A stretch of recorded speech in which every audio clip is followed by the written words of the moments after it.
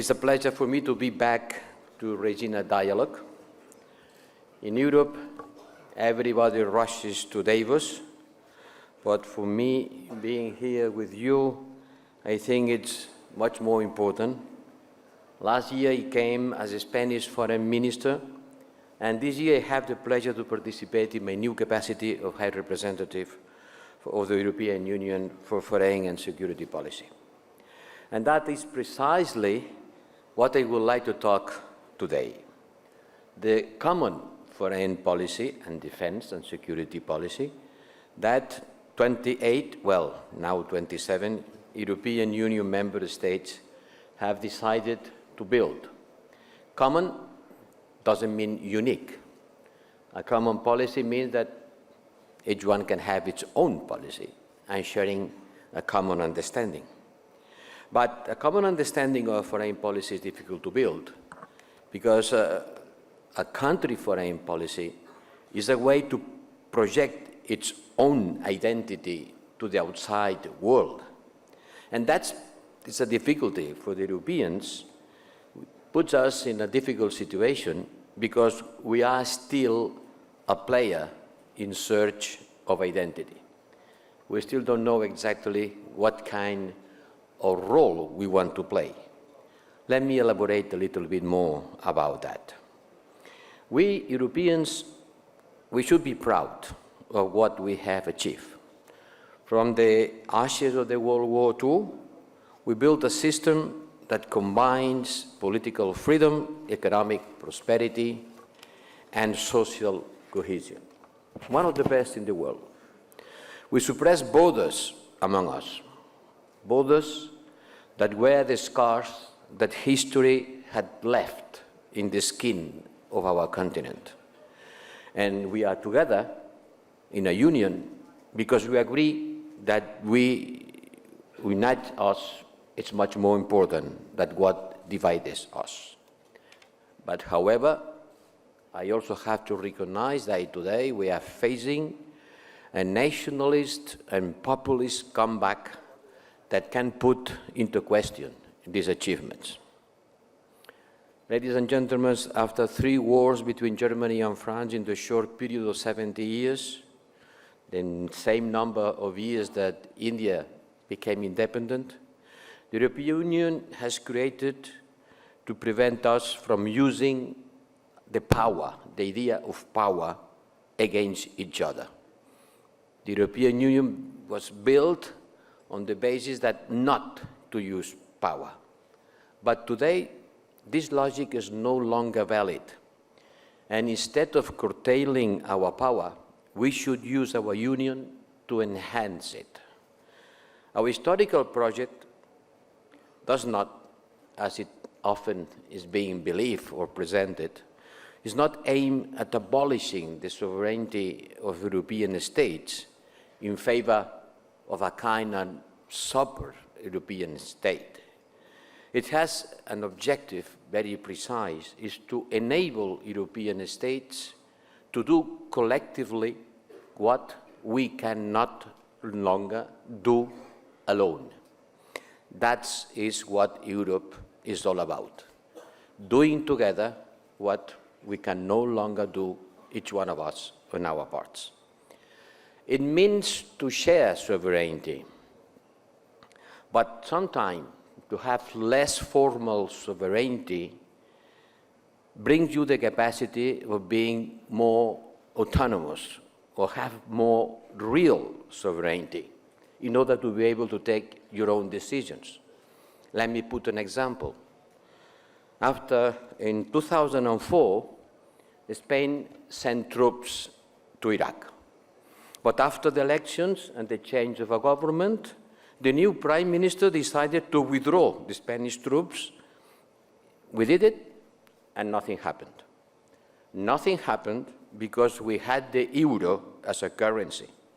Because if we had had our old currency, the peseta, this peseta would have suffered devaluations after devaluations, suffering speculative attacks in the financial markets, and we should have forgotten about the idea of withdrawing our troops. So having less formal sovereignty, at the end it brings you more real sovereignty. This teaches us that pooling our monetary policies gives us more capacity to have more power, more autonomy in the world. Trade is one of the best examples of how we, sharing a common European policy where the Commission negotiates on behalf of all member states, give us much more power in the world stage.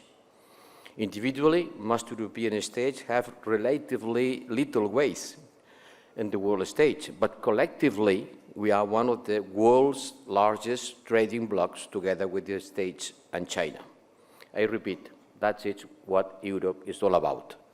Pooling sovereignties to regain influence in the world stage. Our unity is our strength. But we have to ask ourselves, pooling our sovereignty to do what? What do we want to achieve? That's what I was saying at the beginning. We are a player in search of identity. We have to ask this. Do we want to be a player or be a playground? If you want to be a player, what kind of a player? And this becomes difficult to answer because Europeans, we have different stories, histories more than stories. We have different histories and have to build a common story. And these different histories have shaped our different visions of the world. And as a result, we don't have a common strategic culture. Let me give another example. I am a Spaniard.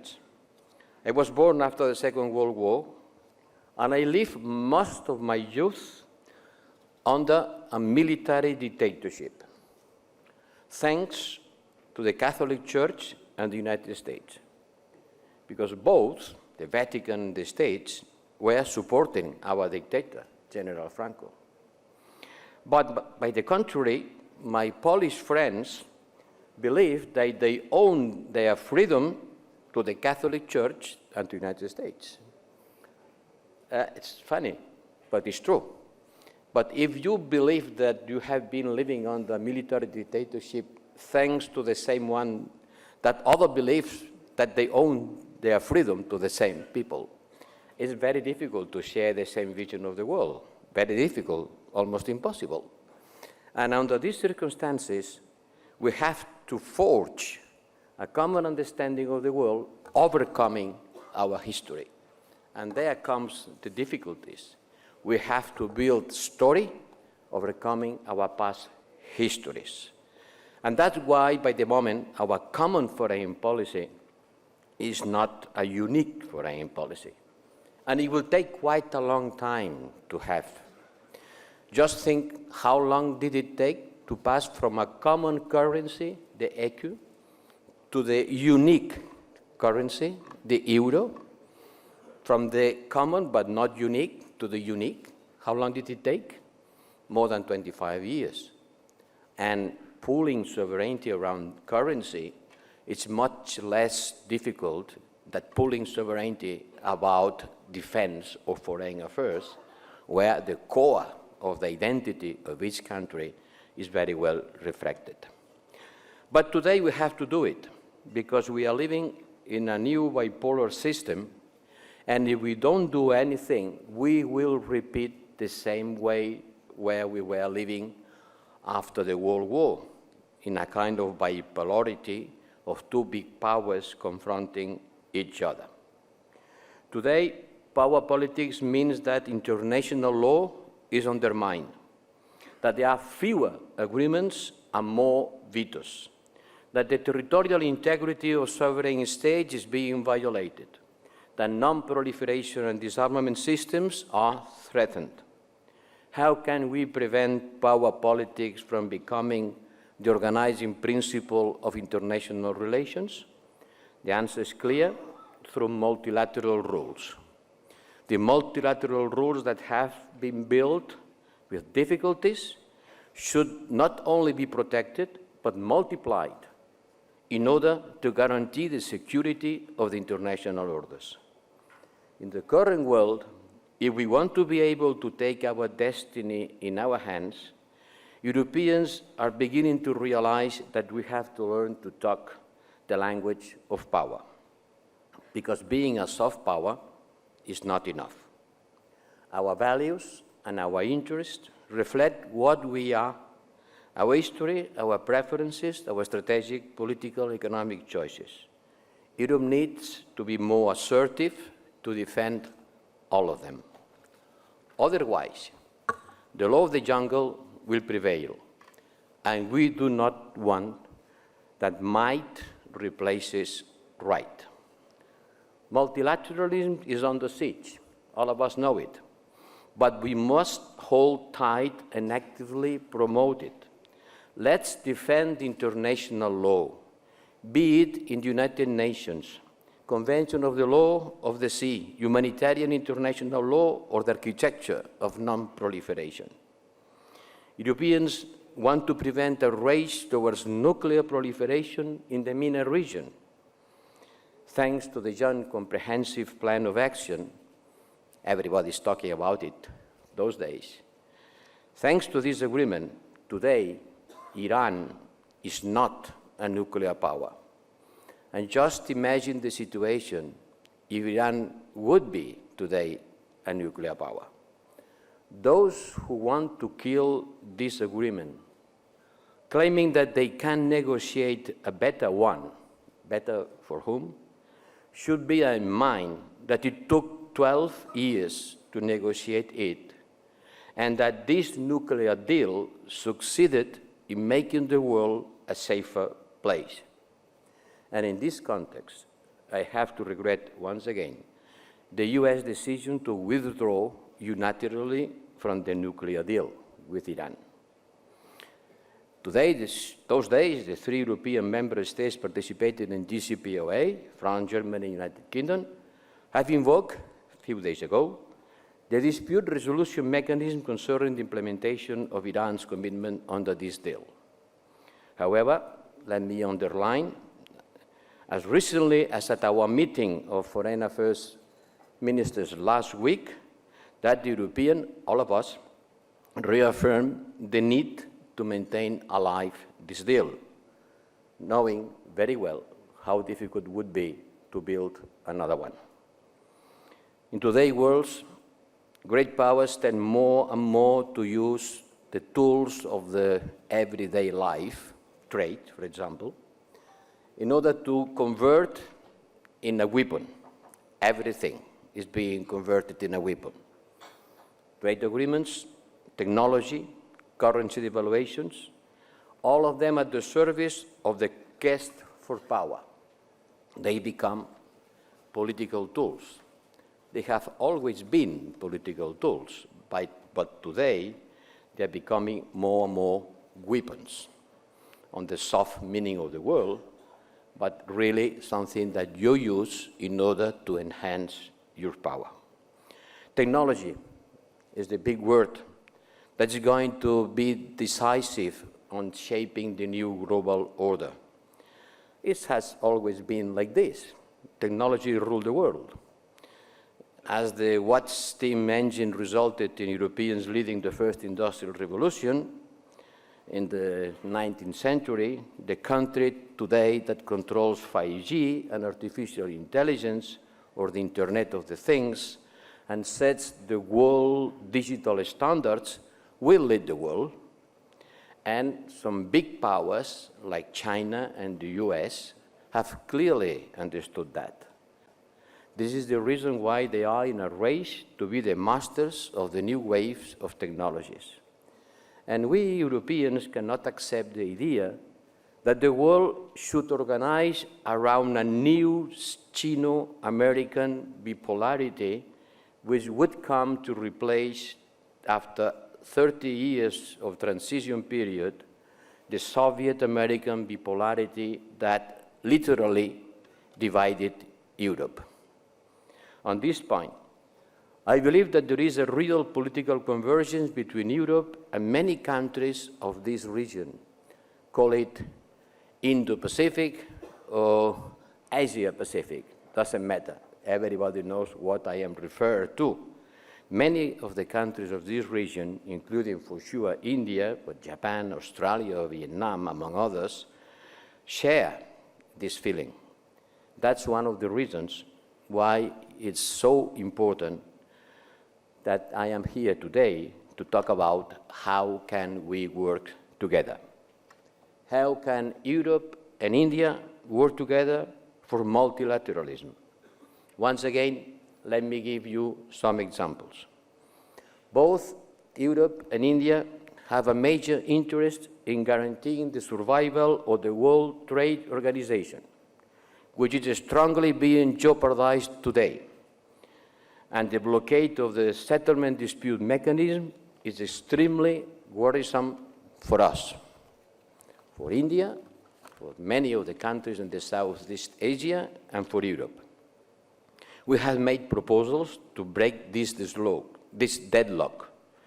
And knowing India's strong attachment to the WTO, I know that we can work together on this issue in practical and effective ways.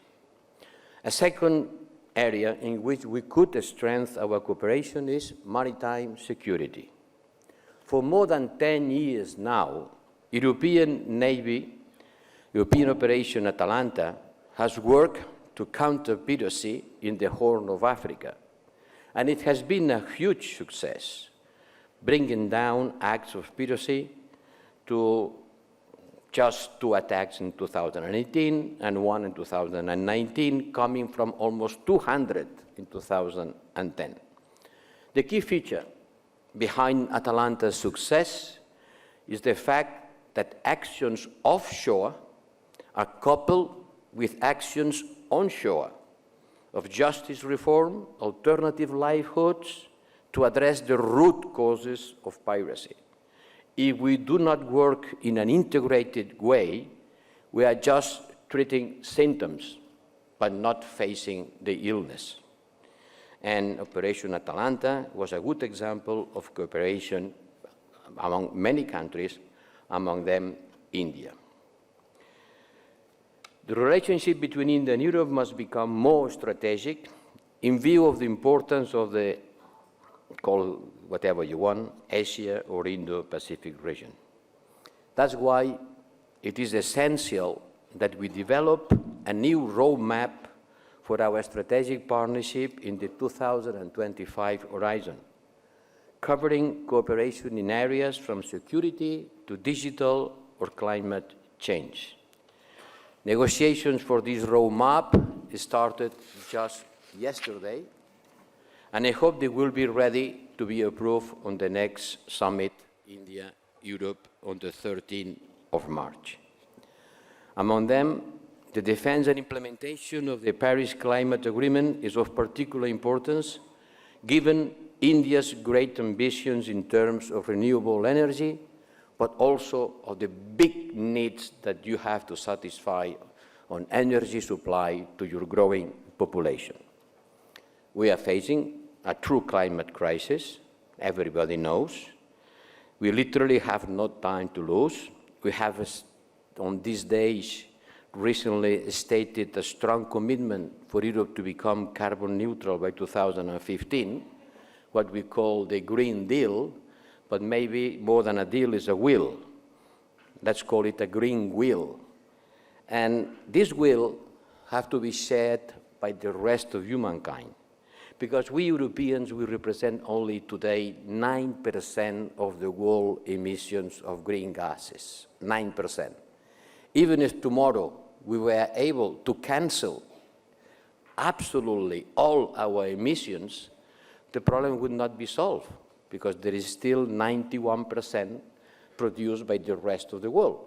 So either we are able to engage, all of us, in this process, sharing different responsibilities but acting together, or our effort would be a good example of willing of transformation, but not being enough.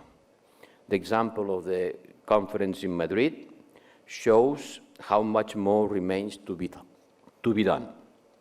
In 2016, Prime Minister Modi and European leaders agreed on a European Union-India cheap clean energy and climate partnership. And today we are working together on an international solar alliance headquartered here in India. And last, another example of European Union-Indian cooperation is counter-terrorism. I had the pleasure of having a meeting some hours ago with the responsible of national security advisor of India, and talk about it.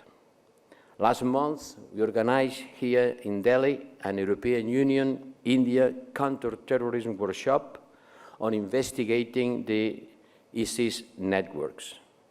This two-day workshop brought together India and European experts and focused on capacity building of the Indian state police services to deal with the growing threat emanating from terrorism network trying to infiltrate here in Southeast Asia countries. All of that is part of a new system of global governance. I believe it is important to listen to all the voices of countries like India, which will soon become the most populated country in the world. 2022 will be an important year for India. You will celebrate the 75th anniversary of your independence and hold at the same time the presidency of the G20. Let's use this time in the run-up to 2022 to listen to your views in how should the world would like on this century, and that can be done together. In a world full of challenges that travel without passports and know no borders, our cooperation to defend a rules-based multilateral order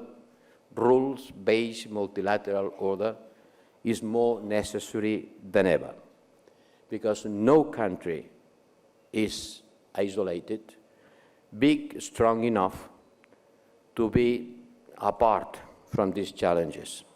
Challenges to our peace, our freedom, and our prosperity. That is our common endeavor, that's our common purpose, that's our common work together. Thank you.